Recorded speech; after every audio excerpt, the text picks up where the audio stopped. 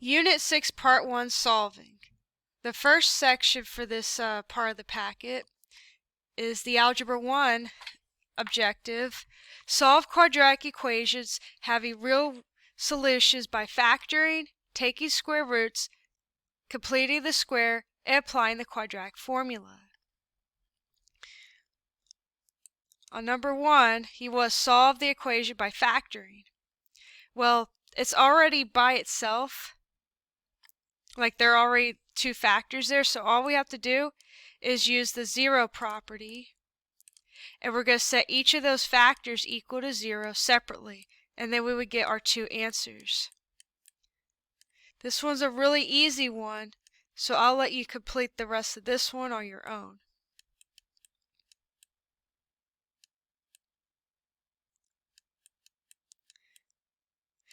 So once you set each of those equations equal to 0, you'll solve for n for both equations.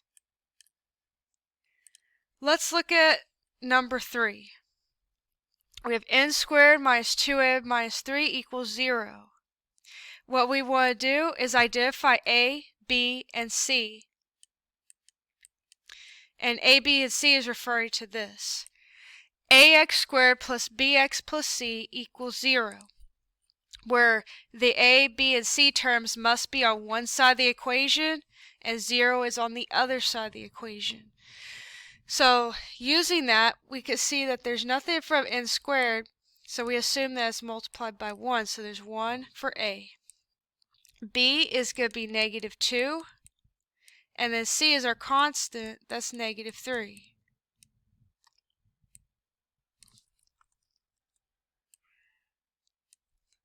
So from there, we're going to factor. So we're going to draw x. At the top of the x, we want a times c. 1 times negative 3 is negative 3. At the bottom, we have b, that's negative 2. We will find two numbers that multiply to give you negative 3, and they add to give you negative 2.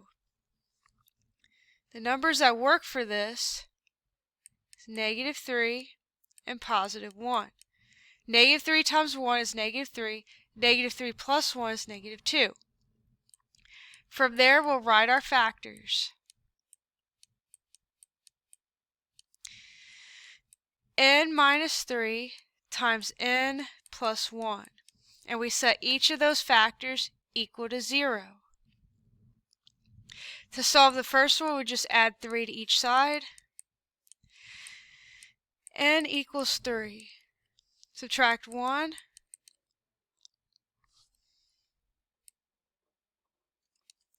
N equals negative 1. So those are your two roots. Those are your two solutions for this problem. Well, let's do number 6. We have 3n squared minus 8n plus 4 equals 0. Identify a, b, and c. A is 3, b is negative 8, and c is 4. Go ahead and draw our x. A times c is 3 times 4, that's 12. Our b is negative 8. We will find two numbers that multiply to 12, and they add to negative 8. See if you can find those. Pause the video, see if you find those two numbers. If you need to, write those out on some scratch paper or onto the side. Alright, the two numbers that should work is negative 6 and negative 2. And negative 6 times negative 2 is a positive 12. Negative 6 plus negative 2 is negative 8. So then we'll write our two factors. We have n minus 6 and n minus 2.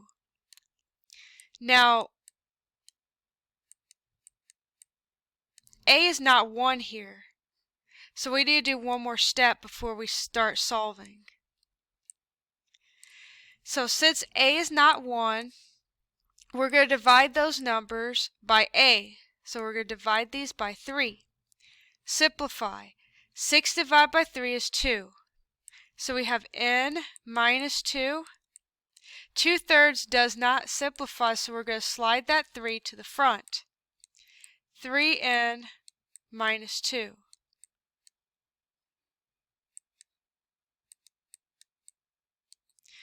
From there, we'll set each of these equal to 0, each factor, and solve. For the first equation, add 2 to each side, n equals 2. For the other equation, add 2 to each side, divide by 3 each side. So we have n equals 2 and n equals 2/3. And those are your two roots. Let's look at number 7. Solve the equation by taking the square root. So the first thing we want to do is subtract 5 to get the constant on one side. We just have two terms in this case, so we're not going to need a factor. So 36r squared equals 36. Divide each side by 36. We have 1r squared equals 1. To get rid of a square, we're going to take the square root of each side. Whenever you take the square root of a constant like this, we're going to put a plus and a minus symbol in front because you have two different things. That cancels the square. So you have r equals plus or minus 1. So we have -1 and +1. Those are your two answers. Let's look at number 10. Solve by completing the square.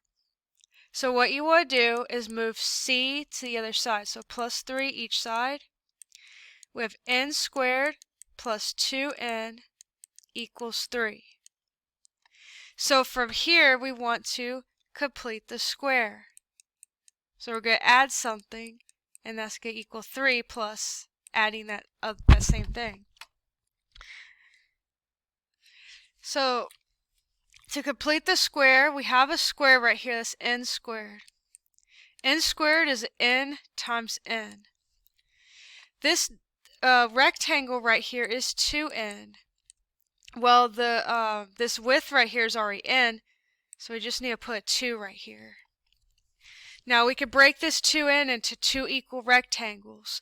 Half of 2 is 1, and we still have that same width of n. And then we can put those together to have n squared is here, and then we have n, and we have n.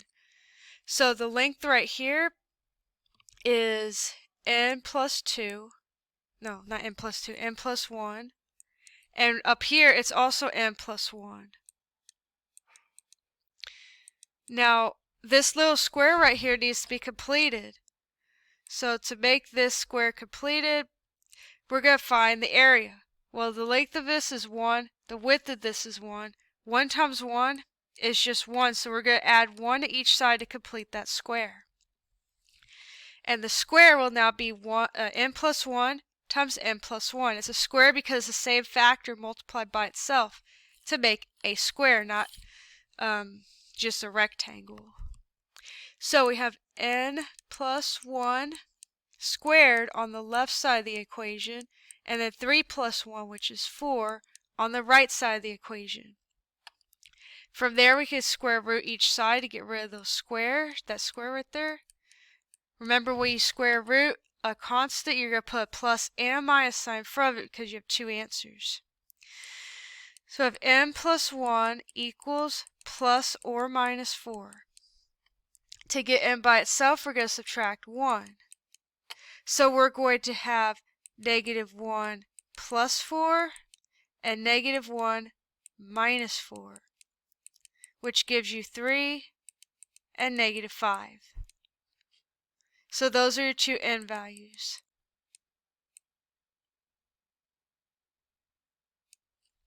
There's more completing the square practice and notes on the last section of this packet. Alright, let's do one more in this video. Solve the equation by using the quadratic formula. Let's recall the quadratic formula first.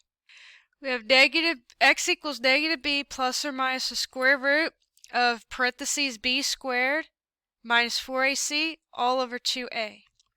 So on number 14, the first thing you want to do is identify a, b, and c just like in the other examples. And make sure that everything's on one side of the equation except for 0.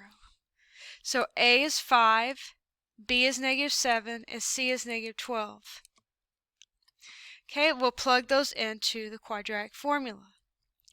Pause the video, see if you can fill in each of these blanks to set up the quadratic formula. You're just going to plug in the a, b, and c values into the formula. Okay, you should have gotten x equals negative, parentheses negative 7, plus or minus, parentheses negative 7, squared, minus 4 times 5 times negative 12, all over 2 times 5. Okay, go ahead and evaluate this b number, the discriminant, and the denominator. So you should have 7 plus or minus the square root of 49 plus 240 all over 10. From there you get 7 plus or minus the square root of 289 all over 10. The square root of 289 is 17. So we have 7 plus or minus 17 all over 10.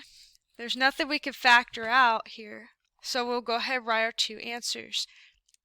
We have 7 plus 17 all over 10, and then we have 7 minus 17 all over 10. So 7 plus 17 would be 24, and then 7 minus 17 would be negative 10.